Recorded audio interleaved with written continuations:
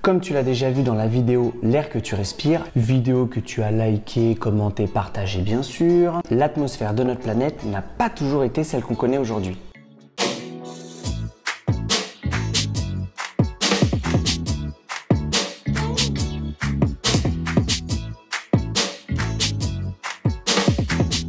L'atmosphère initiale était principalement composée de vapeur d'eau et de dioxyde de carbone.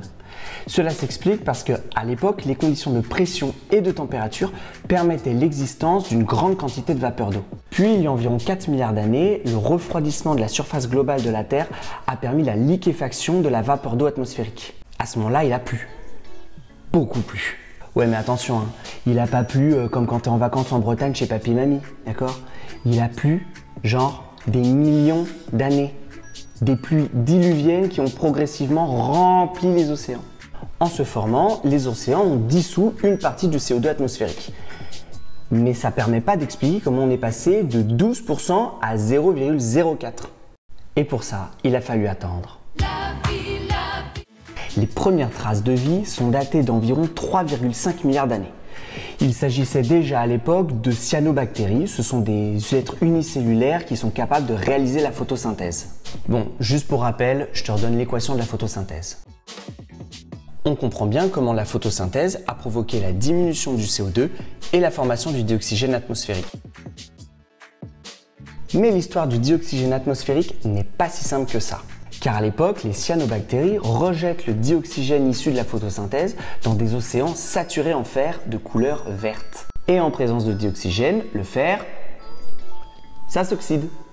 Donc pendant des millions et des millions d'années, le dioxygène issu de la photosynthèse des cyanobactéries ne va pas aller dans l'atmosphère, mais va faire précipiter tout ce fer océanique, sous forme de différents oxydes de fer, comme la rouille, l'hématite par exemple. Et en précipitant, ils vont participer à la formation de roches sédimentaires telles que les bifs ou les fers rubanés.